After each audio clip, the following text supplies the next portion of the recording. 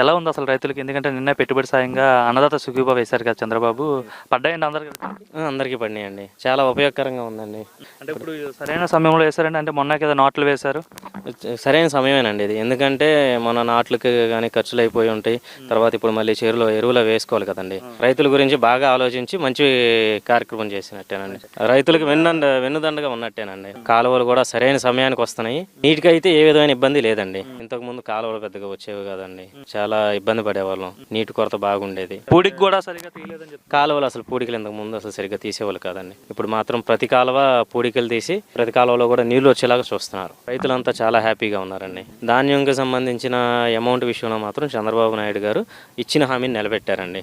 రైతుగా మనం చేసేది ఏంటంటే మనం తీసుకొచ్చి పెట్టుబడి పెట్టి ధాన్యం పండించి మనం పంపించగానే మనం ఎంతైతే పెట్టుబడి పెట్టామో అది మనకు వచ్చింది అనుకోండి. ముందు ఎవరైనా కానీ బయట నుంచి తీసుకొచ్చి పొలంలో పొలంలో తీసుకొచ్చినా ఏది తీసుకొచ్చినా సరే వాళ్ళందరికీ కట్టుకోవాలి. ఇప్పుడు ధాన్యం మనం పండించిన ధాన్యం వెంటనే వెళ్ళిపోయి అమౌంట్ మనకు సరైన సమయానికి అందింది అనుకోండి, కట్టుకోవాల్సిన వాటికి ఇబ్బంది ఉండదు. ఈ రకంగా మాత్రం చంద్రబాబు గారు చాలా మంచి పని చేశారండి. నిజంగా వాళ్ళు చెప్పినట్టుగా వేసేస్తున్నారు ఏమంటే? చెప్పినట్టుగా వెంటనే పడిపోతున్నాయండి.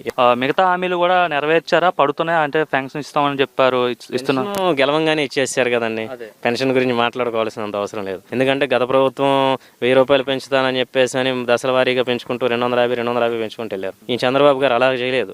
ఎలక్షన్కి ముందు ఏదైతే హామీ ఇచ్చారో గెలిచిన తర్వాత పాత 3 నెలలది కలిపి కూడా ఇచ్చారు. ఆ విషయంలో చంద్రబాబు గారిని మెచ్చుకోవాల్సిన విషయమేనండి. సూపర్ 6లో ఇచ్చిన ప్రతి హామీని నెరవేరుస్తున్నారండి.